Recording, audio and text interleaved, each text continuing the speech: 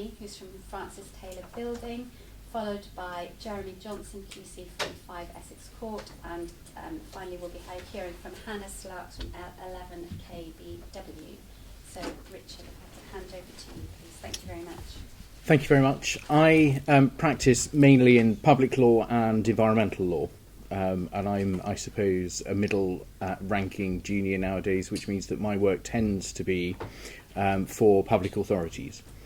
When you're starting out in a career in public law, you might start by working for people who are looking to challenge decisions and actions taken by public authorities, and then as you work your way up, you get to work, generally speaking, for the defendants, and then ultimately, the higher up the tree you get, the bigger the organisations you work for. So you might end up, for example, working for commercial companies that are bringing public law challenges, or interested parties who've got decisions that they want to help defend. So I'm probably about in the middle at the moment. I'm also on the Treasury Solicitors B panel of counsel, which means that I do quite a lot of work for the government.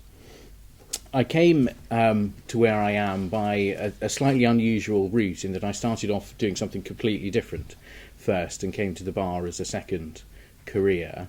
One of the things that we're supposed to explain in the talk today is why we wanted to be a barrister rather than a solicitor, and my answer to that is because I spent 18 months seconded to the commercial litigation department of a city solicitors firm, and that showed me that I didn't want to be a solicitor, because it is a completely different lifestyle, and you'll hear a lot, I'm sure, today about what it's like to be at the bar, but it's being, for me at least, self-employed and having a degree of control over your career and your future and your lifestyle that really matters.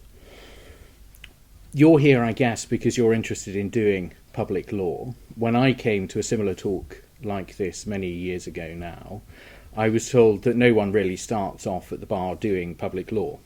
And if you wanted a career in public law, you should go and do either immigration or planning, because those are both fields where you'll get a lot of public law experience, which will then enable you to branch out into wider public law. And although quite a lot has changed since I received that advice, I think it's still generally pretty true. Very few people are lucky enough to get into a set of chambers where they're given a diet of pure public law from the very start, and most people will be in a set where there's another backbone, as it were, to the kind of work that they do. For me, it's planning and environmental law. In other places, it may be employment law, for example, or police work, public inquiries, that kind of thing. So an area where a great deal of public law arises, but where it is something else which will give you, at least when you're starting out, your day-to-day work. The kind of areas that I practice in, planning, environmental, local government, regulatory, judicial review, some immigration and other areas. Most of that tends to be in the High Court, judicial review or statutory challenges, or in one of the tribunals, the various chambers that we have now in the unified tribunals system. Although some work, environmental work, for example, can take you anywhere, inquiries, the criminal courts, as well as the High Court and tribunals. My practice, having been doing it for 12 years or so now, started off being quite a lot of inquiry work, travelling all over the country doing planning inquiries and similar things, whereas now that's a very small part of what I do, and most of my work is in the High Court or in tribunals in London, which helps in terms of the lifestyle that comes with this kind of work, because although if you're doing inquiries you could be travelling to any part of the country and off for weeks and weeks, if you're doing public law work in particular, they tend to be quite short cases, 1, 2, 3 days, and they tend to be in London, although increasingly with the regionalisation of the administrative court there's more and more out of London, so in places like Bristol, Leeds, Manchester and Birmingham.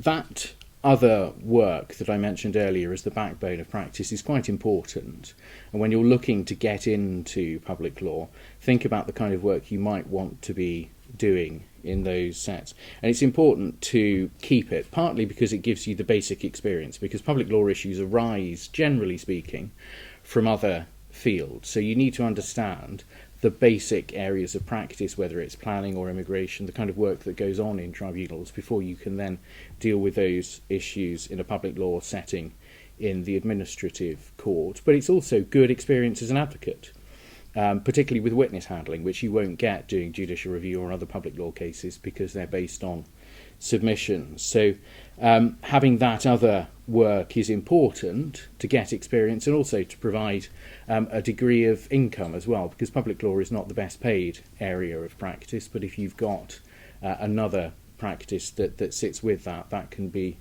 helpful and also allow you more time, for example, to do pro bono work, interesting cases, not worrying too much about how much you get paid for that. So why is this area good? I mean, for me, it's because of the law, frankly. Virtually everything that you cover in public law cases, particularly judicial review, is arguing about the law. The facts are hardly ever seriously in dispute, and you're arguing about the legal consequences. It's also submissions-based advocacy, where you're dealing, generally speaking, with quite senior and experienced tribunals, High Court judges and above. And you can end up having quite a good debate, frankly, with the judge about what the law should be, which is an interesting intellectual challenge. I mentioned earlier that most of the work is in London, although with regional admin courts you can travel all over the country. Lifestyle, I think, is also important because they are quite short cases, as I indicated earlier, based in London. And it means that you can maintain a good balanced practice, a good work-life balance, if you want to, without having to worry about being stuck at the other end of the country for many, many weeks.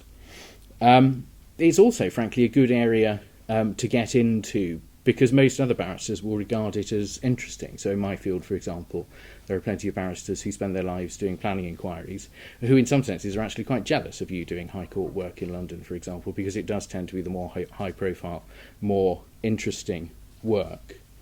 So that's a short sketch from me in terms of a few hints and tips at this stage. First, if you're seriously interested in this area of law, see if you can join ALBA, the Administrative Law Bar Association. I think students can join. They have lots going on, conference as well as lectures in London.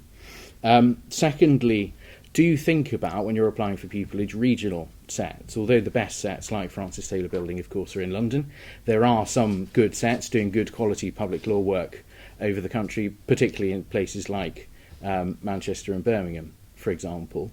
And the third thing is try to get involved in some pro bono work. Either at pupillage stage, of course, you can be doing your own cases, or before that, there are plenty of charities and campaigning organisations that work in the public law field that you'd be able to volunteer with and get some experience in to help build your CV and, frankly, to get some interesting experience as well. Thank you. Good morning, my name's Jeremy Johnson and I practice at 5 Essex Court just down the road in the Temple. I was a pupil there in 1994 and so I went through the sort of process you're going through now just over 20 years ago, and you have my sympathies because I remember how gruelling it is, and much more gruelling now than it was back then. When I was applying to the bar, I didn't have a legal background, I didn't read law at university, and I didn't have family or friends who were lawyers, and I didn't really have a clue what area I wanted to practice in. And so I applied to a set which in those days had a much broader practice base covering many different areas of common law and public law.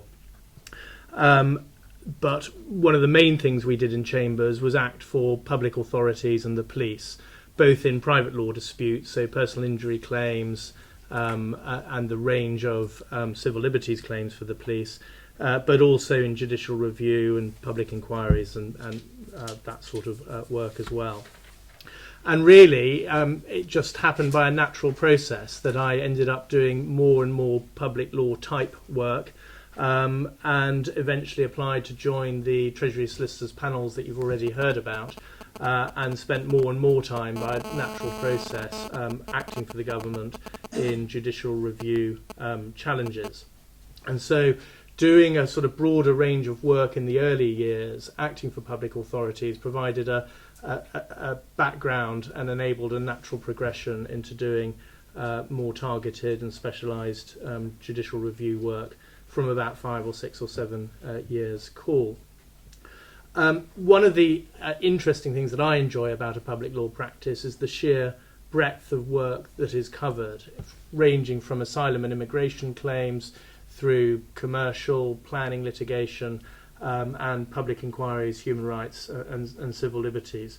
In chambers, we tend to specialise much more on criminal justice type challenges involving the police, human rights claims, civil liberties claims, but also those working for the government do a broader mix of work, including, for example, asylum and immigration. So the sorts of cases I've been involved in over the recent years have included challenges to the closed material processes in cases like AF, challenges about surveillance operations by the police and retention of data, a recent decision of called CAT, and also challenges over use of different police tactics such as stop and search. So that's one area of my practice. The other area is public inquiries, and members of chambers have been involved in cases like the Leveson inquiry into the media, the Al-Swedi inquiry into allegations of abuse and torture in Iraq, and also large, long-running inquests such as the Hillsborough inquests that are going on at the moment, and the inquest into the death of Diana, Princess of Wales, some years ago. And that provides a nice balance. As Richard was saying, it is quite helpful to have a balance of work between, on the one hand, the judicial review claims, which are relatively self-contained. They don't generally involve witness handling, and they start and finish reasonably quickly, usually within about 12 months or less. And then the very long-running public inquiries, which give you experience of witness handling and a more fact-based piece of litigation. In terms of lifestyle implications, I agree really with what Richard has said. He's covered the ground. The only things I'd add are that, particularly for claimant work, you're operating to relatively short limitation periods. Claims normally have to be issued within 3 months or even less in some contexts. And helpfully, solicitors and clients tend to spend 2 months and 28 days before they come to counsel. So you're drafting right up against the deadline. And similarly, short limitation periods often apply to the defence as well. So it is, as with many other areas of the bar, a recipe for late nights and hard work. It is mainly London, but increasingly there's regionalisation of the administrative court, and there are many very good chambers outside London that have strong public law practices. It is, as I've said, not primarily involving witnesses, so there's little scope for cross-examination and witness handling. But there are other areas of practice which are fairly closely aligned to public law, such as public inquiry, such as some of the large inquests that give that opportunity. And in terms of hints and tips, again, I agree with everything that's been said. The only thing I'd add is to go and sit in one of the judicial review courts in the High Court. And there's 2 reasons for that. One is you get a fairly rapid feel whether it's the sort of work that would interest you. If you're listening to a permission list, you'll see a large turnover of cases, and you'll get a ready understanding of the mix of work that it involves. But secondly, it will allow you to speak much more authoritatively and compellingly, both in application forms and in interview, about why it is you want to do this area of work. Thank you very much. Great tip there. Hannah, I'll hand over to you now. So I think the best way for me to start this talk is to tell you about 2 of my favourite days as a public lawyer, 2 very different days to show you the breadth of what it can mean to be a public lawyer. So the first of those days, it was my birthday, and I had been in practice for about a year. And I got up and I got dressed and I put my wig on and I went to the admin court with one of the silks from our chambers. And we spent that day and the next trying to stop Boris Johnson closing fire stations all over London. And that was the end of several weeks of us working closely together, batting around ideas for the most effective legal concepts to use, the most effective wording, And that followed months of drafting and preparing the case. And we lost. But that didn't happen on that day. On that day, I spent the whole day listening to some of the most intelligent people I've ever met talk about what fairness meant, and what fairness meant when you're talking about removing services that could have an impact on vulnerable people. The other favourite day I would want to talk to you about was a completely different kind of day. So I got up very early. I travelled on my own to the middle of nowhere in the New Forest to a care home, and I met an incredibly brave woman whose husband had a degenerative brain disease, and he wasn't really her husband as she had known him. So he didn't recognise her, he needed round-the-clock care, he didn't have anything like the personality that he had once had. And she had got to the point where she couldn't care for him herself, and she had spent everything she could on keeping him in this care home that was going to make their lives something approaching tolerable.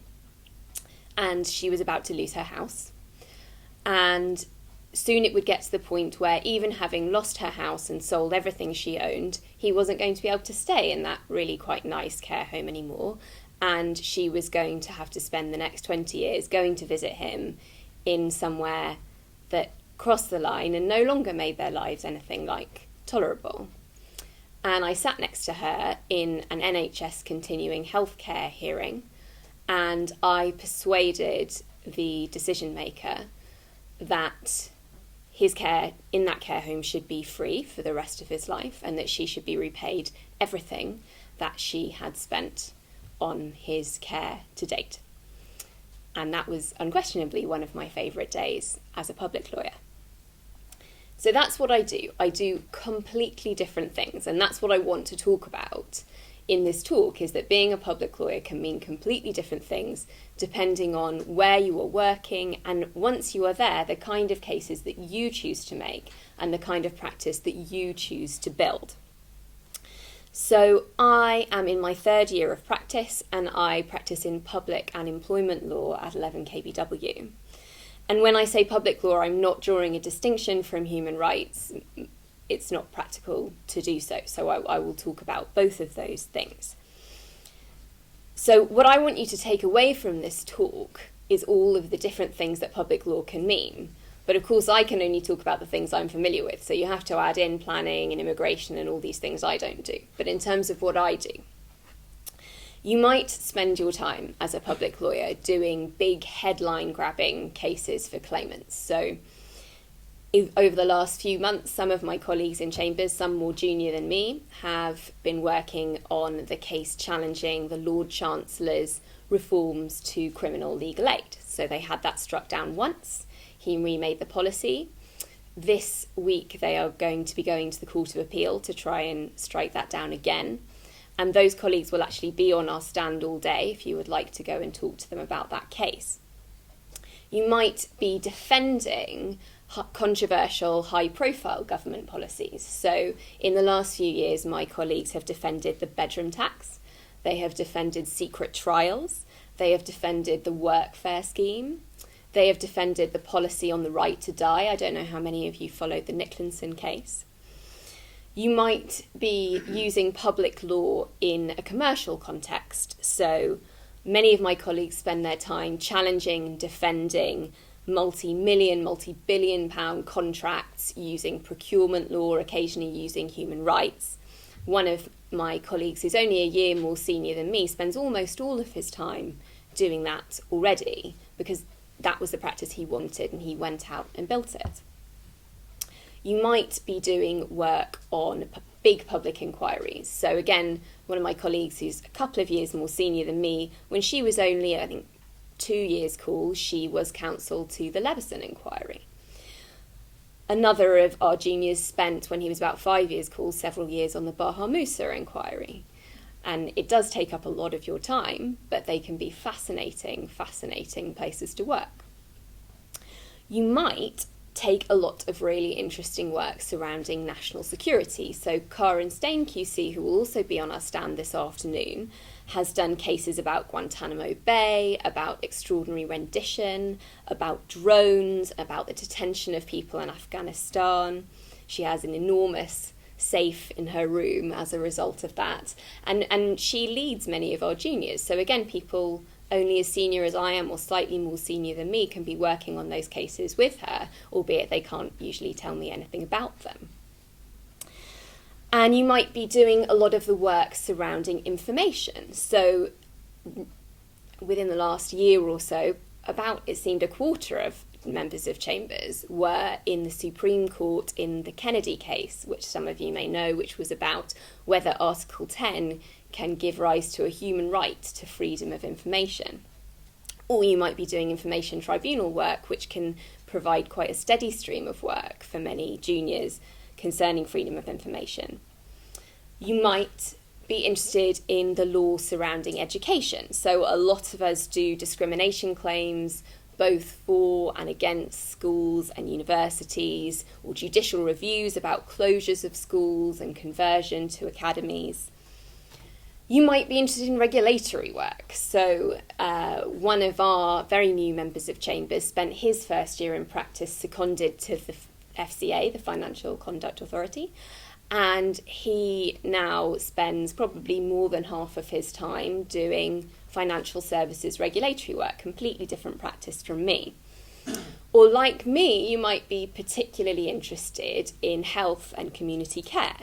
So I spend a lot of time challenging and defending decisions by social services departments and healthcare organisations to provide funding and services to individuals. And you might do that work either on that kind of micro level or on more of a macro level. So last year, led by Karen, I was defending a decision by a local authority to close all of its publicly run care homes and only have privately run care homes in its area. So these are just the examples of the work I'm familiar with. And my practice has involved pretty much all of those things. So now, a couple of years in, I do a lot of this health and community care work. I do some of those big policy level challenges. At the moment, I am working with one of our silks defending the government's compensation scheme for people who contracted HIV or hepatitis C in the 80s and early 90s due to blood contamination. I do a fair amount of education work, and I've done some quite high-profile inquests. So at the moment, I am working on a case about a vulnerable woman who died when the local district nursing team refused to provide insulin support to her anymore. In terms of how I spend my time, I spend just over half of my time doing public law. I could spend more of my time doing it. There are in my chambers people who are only a couple of years in who do exclusively public law. And when I say public law, I mean it in the widest sense. But I like my employment practice. It gives me something different and I choose to keep it going alongside. About half of my public law is for claimants and about half of it is for defendants, and that's something I would like to maintain. Again, those different strands give me something different that I learn from and that I enjoy. And again, about half of my public law work is led by QCs and about half of it is on my own. And again, I learn different things depending on how I am working. And what I have found when building up my practice is that if you are at a good chambers, which has a good reputation for doing excellent quality public law work, you don't necessarily have to do the same thing that your colleagues are doing, because you can trade off of your name, you can persuade clients that you are capable of doing different things. You can learn about something new, you can go out and market yourself in it, and you can club together with other colleagues who are interested in that area, and you can work together to push into a new area. So what I would say as my takeaway tip is figure out what you want to do. Make sure you are in a chambers that does it, and that can take some quite significant research and reading between the lines of websites. And then once you're there, remember that if you build it, they will come. Lovely quote, well done. Thank you, Hannah. I'd I'd like to open up the floor to questions now. Who would like to ask the first question of your panel, please, today? Please don't be shy. Yes, over here. This isn't that relevant to careers, but I was just wondering what you guys thought about the recent reforms to judicial review. I think you're going to get big thumbs down from the entire panel, are you? And what do you think the effect will be, I guess, on your practices and on judicial review as a whole?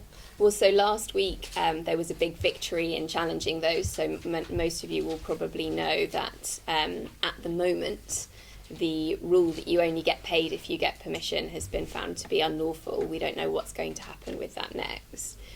Do you want to talk about the impact on your practices? Well, I'm not going to vote for Christmas, so I'm not going to break the party line. At the moment, the Lord Chancellor is creating work for the public law bar because he's creating decisions which are then challenged and taken through the courts. So I think the public law bar is busier than ever as a result of Mr. Grayling's reforms. And it's too early to say, I think, what the practical impact will be. Most of my work is defence work. And so it won't be the impact won't be quite as immediate as it will for those acting for claimants, but there will be a downstream impact as a result of any reduction in the amount of work. But the bigger and broader concern, frankly, is about access to justice. And for my part, I think there may be fewer cases overall, but there's probably going to be more work to do on those cases that there are. So there'll be more kind of satellite litigation at the permission stage in relation to no difference type arguments and so on. So it's likely that those cases that do fight will fight harder and involve more work and will therefore take longer and cost more, even if there are a few that are shut out. Yeah, we've suddenly got loads of questions. Okay, just here at the front. I was wondering how much human rights comes into your different areas of work. It depends on the case, but I find most judicial review cases, someone's at least having a shot at a human rights argument. Often not a good shot. For my part, I think it depends, again, on the nature of the case. In planning, for example, there have been some human rights arguments that have arisen in particular contexts, for example, in relation to gypsies. And in the broader field of public law, again, it depends on the nature of the issues arising in relation to procedural fairness. For example, you will quite often encounter human rights arguments. So I would have said probably 20% of the cases will involve some reference to human rights, but few really are proper, straight human rights cases. And for my part, I've chosen to practice in areas which are almost exclusively involving human rights arguments. So virtually all my cases will involve human rights issues, but that's not representative of public law as a whole. Thank you.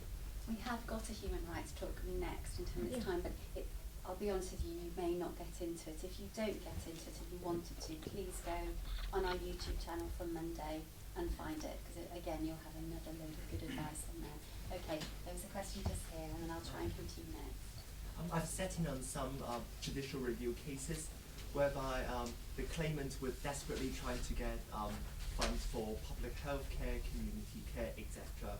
But because of the threshold involved in judicial review, especially the Wensbury test, for example, they weren't able to get it in the end. So as experienced barristers, can I ask, are there anything that barristers themselves can do in order to maximize the rights that claimants can probably get from judicial review cases? I think our code of conduct says that we need to fight fearlessly for our clients. And I think that there is no substitute, frankly, for hard work when you're doing a case one way or another.